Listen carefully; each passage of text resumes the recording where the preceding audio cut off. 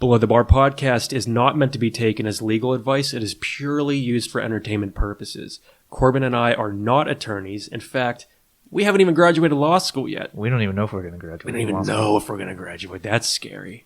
So if you have any legal concerns, please, I urge you guys to seek an actual attorney. With that being said, I hope you enjoy this episode, and that's all I have to say.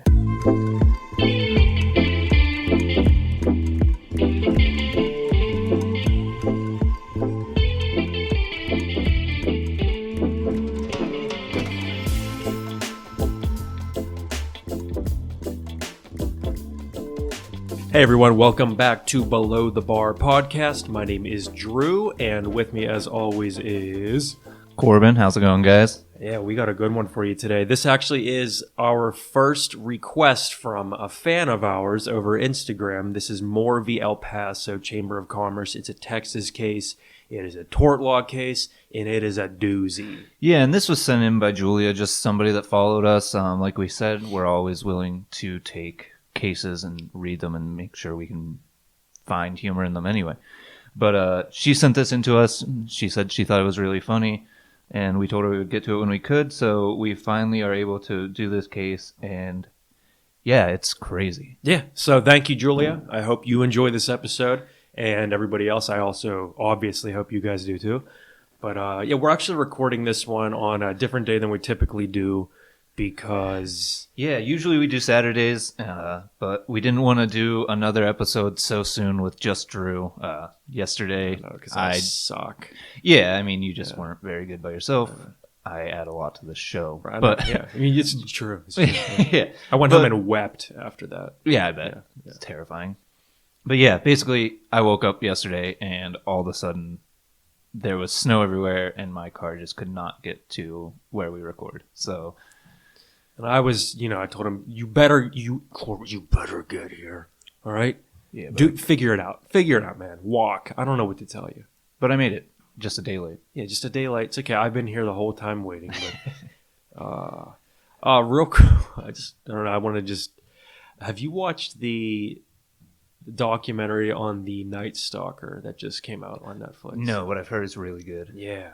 No, I want to watch it.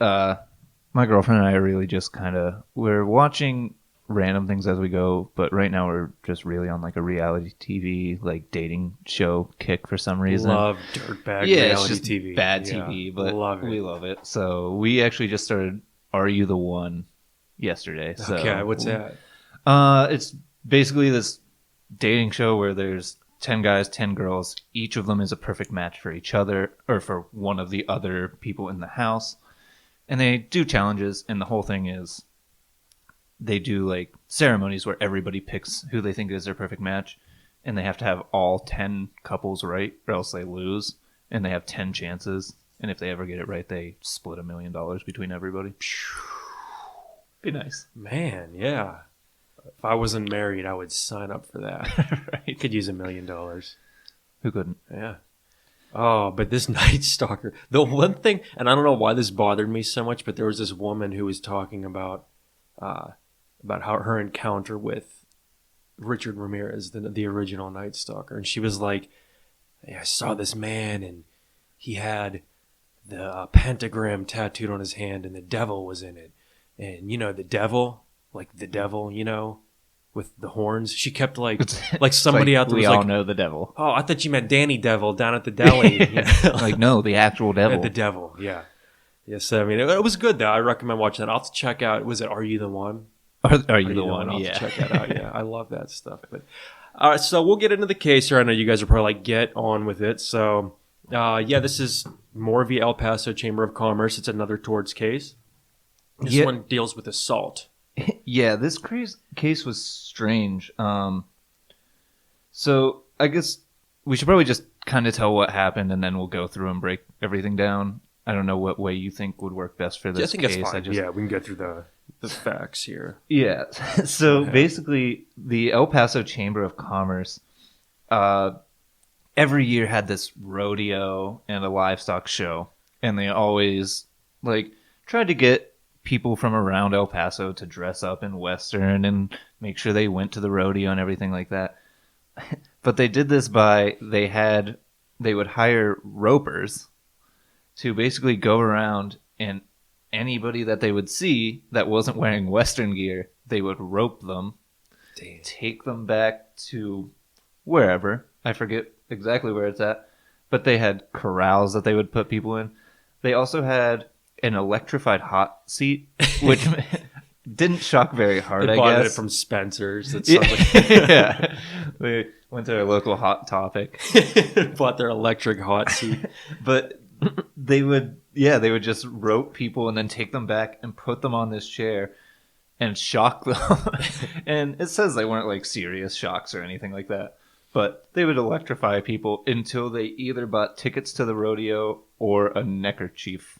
Yeah, which is a good business model. I mean, I don't understand why we don't do that more often. We just, torture people Until they buy our product. Yeah. Actually, we should do that with our podcast. With our podcast. Yeah. We're going to go wrangle people up and And just waterboard put them in a room and just play our podcast for 12 hours straight, like Joe Arpaio. Yeah, that's exactly it. And that's crazy to think about that this was happening. I mean, it was Texas in the 40s. I mean, it's, I guess, not that crazy. Yeah. When I first read this, I don't know if you're familiar with like medieval times.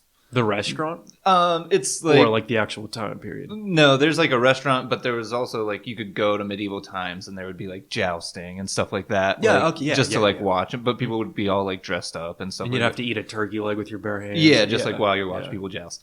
At first, I kind of thought, I was like, oh, okay, like I get it. Like they're at this event and there are people at this event roping people. No, that's not it. I thought the whole time people kind of knew what they were getting into. These were just people on the street Yeah. that they were like, hey, you want to come to the rodeo? And they're like, nah, I'm good, man. And they were like, too Bad. You're coming.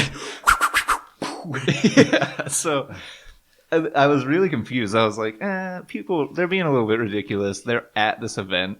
But no, they were just regular people. Just minding their business, taking the trash out, and this guy's lassoing them. Just imagine seeing people like getting pulled down the street by their feet behind horses, just like bouncing along, and they're like, and it's like, oh my god, what did he do? And it's like, he didn't buy tickets to the rodeo. Yeah, they just strong arm people into buying tickets. That's crazy. So this case, that's the basis of not the case. That's the background of what was going on. Right. This case is an assault case. And I think it would be important here to kind of break down what assault is. And I know we may have done this in the past, but just as a, refresher, you have assault, which under tort law, so you have criminal and you have like a tortious assault, okay? Right. And they're it's very similar, but we're talking about a civil manner here, a tortious assault. So first off, assault is a type of tort that helps make up a body of torts called intentional torts, which means, just as the name implies, that the tort results from the defendant's intentional act. Right. Assault is, if you go through the restatements here, typically, I know that's how we learned torts, is we go through the restatements, is intentionally putting another person in reasonable apprehension of an imminent or harmful or offensive contact. It's a mouthful. Yeah. And I actually think I read that wrong. That's a lot going on. Put them in imminent apprehension of harmful or offensive contact. Yeah. So any contact that's harmful or offensive, if you put somebody in, they think that it's imminent, that this contact is imminent, then that's enough. That's enough to be assault. Right. Now we've established what assault is, we can move on and talk about how it fits into this case here. Yeah. So the Chamber of Commerce, they didn't actually like hire people to go out and rope people. People would just come and say, hey, I want to be a roper. Yeah, and I think that's a very key thing you said there, is they didn't necessarily hire people, because, as we'll find out later, there's this whole thing of agency, or as I looked at it, vicarious liability. Right. And whether or not I think we're getting ahead of ourselves here. The Chamber of Commerce could be held liable for the acts of these people. But right. Yeah. Yeah. So they didn't hire these ropers. They would basically come in and be like, hey, I want to help out today, I guess.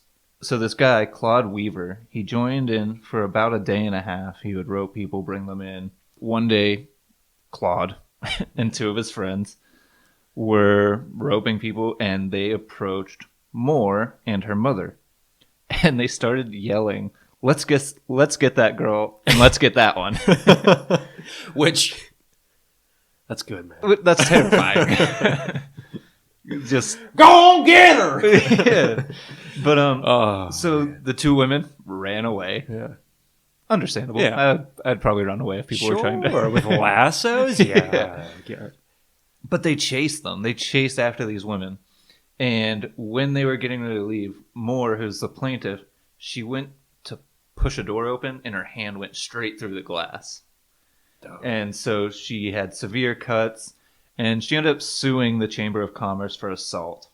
So she sued them for assault, and then it went to court, and at first the jury found that the ropers were acting within the chamber's scope of authority, which is kind of what we were talking about with the fact that they didn't hire them necessarily. The chamber was trying to argue that it's not their fault that these people that they didn't really even hire, even though they were basically doing their work for them,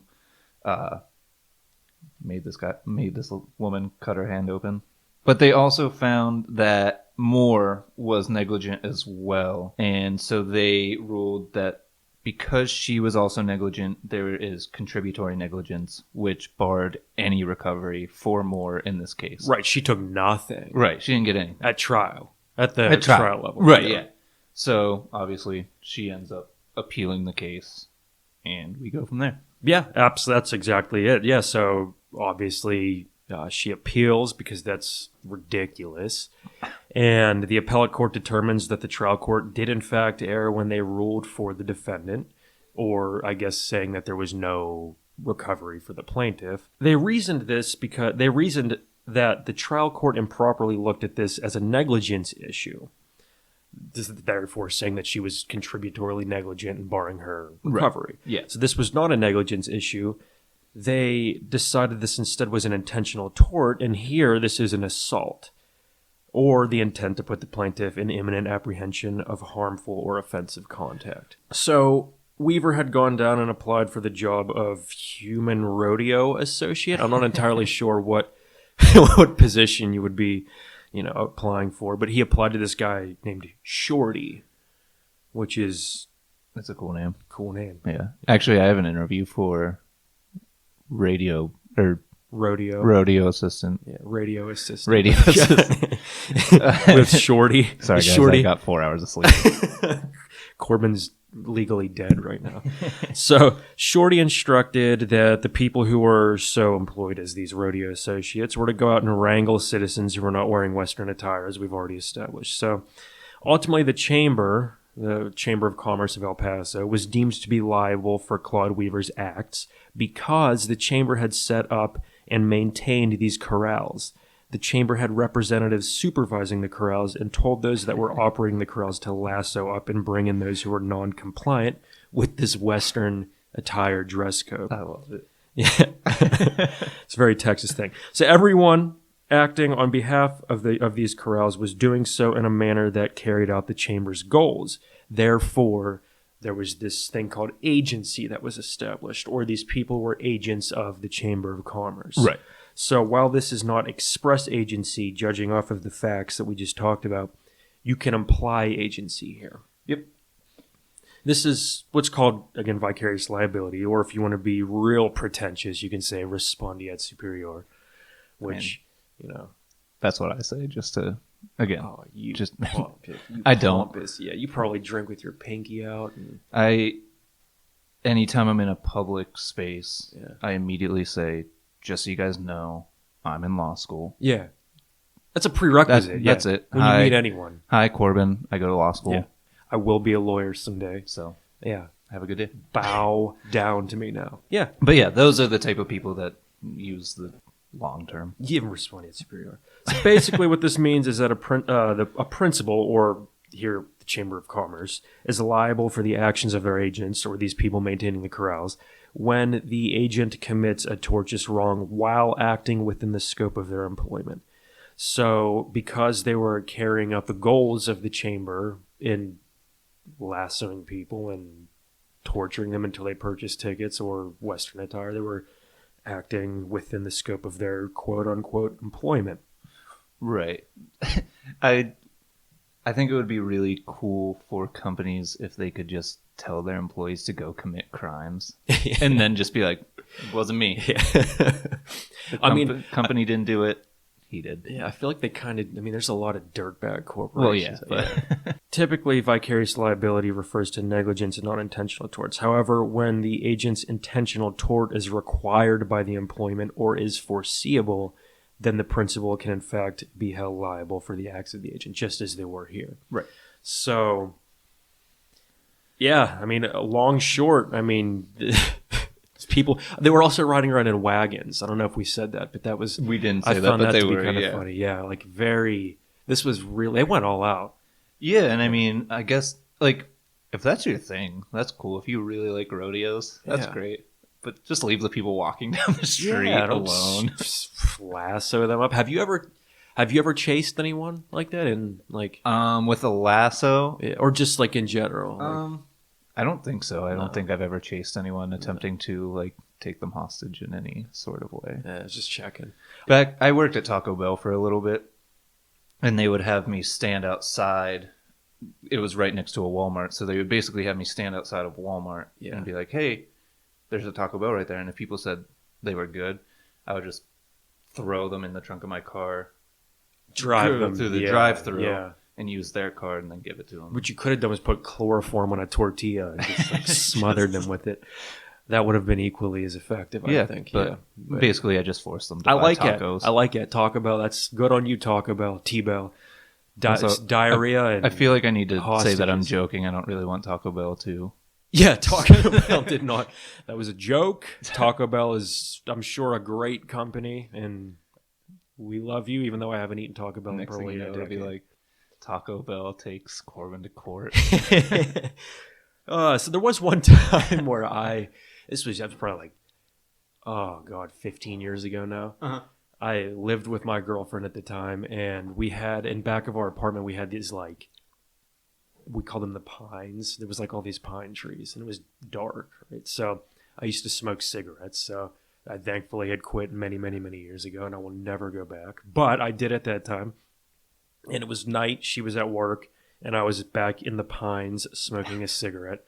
And she comes home and parks in the parking lot, and I see her walking to the back of our apartment complex to go inside, and I go, "Hey!" I just yell, "Hey!" from the pines, and she just books it because she doesn't know who it is, right? So I'm like, "Why is she running?" So I just start running at her, yelling, "Hey!" And she's like frantically trying to unlock the door, and then it dawns on me she thinks I'm trying to kill her. Right. So I'm like yelling "hey" to tell her like it's me, but she's like not. She's stop. in a state of panic.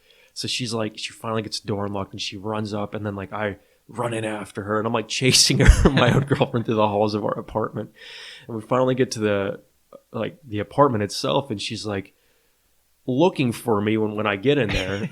And I'm like, what are you doing? That was me. And she's like, oh, I didn't know who it was. So I guess that's the only time I ever like chased someone. I guess one thing that, if you guys have listened to our older episodes, one thing you guys should take away from this is if you ever have an interaction with Drew and you think he's being weird, that's just kind of him. He's not actually weird. It's just from a distance he does really strange things, I guess. Yeah. No, I would even go further to say I am weird. I'm a weird dude, but I like that. I'm a fun weird. Just scream out the window at the guy you had a fight with. Chase down your girlfriend from the trees. Why are you running? Yeah. Yeah. But oh man, I really got to work on that. I need to seek therapy and maybe work through some of these issues. But all right, guys, that was more via El Paso. Corbin, you have anything else? No. I know I said it at the beginning, but again, thank you to Julia for sending this case in. If anybody else has any other cases, we're going to try to get to them as quickly as we can. I know a couple other people have reached out with some ideas. Yeah. So I'm excited for that, but I'm also excited to get back and continue to watch Are You the One? Oh, yeah. So I think this is probably a good time to Cut it. Yeah, Corbin's like, let's end this. I need need to see who watch. wins. All right, guys. Thank you again, Julia. And as always, you can follow us on Instagram at Below the Bar Pod. You can check us out on Apple Podcasts, Spotify, the Stitcher app, Talk Shoe, and we're looking to get on any other platforms. So if you guys know of any others that maybe we don't, please send them to us, and we'll work on getting up there. So YouTube. That's right, YouTube. Check us out on YouTube as well. Hit the subscribe button, follow us, whatever. Just do something for us. Help us continue to do this. So Just help. yes, help. Help. All right, guys. Thank you, and we will see you guys next week.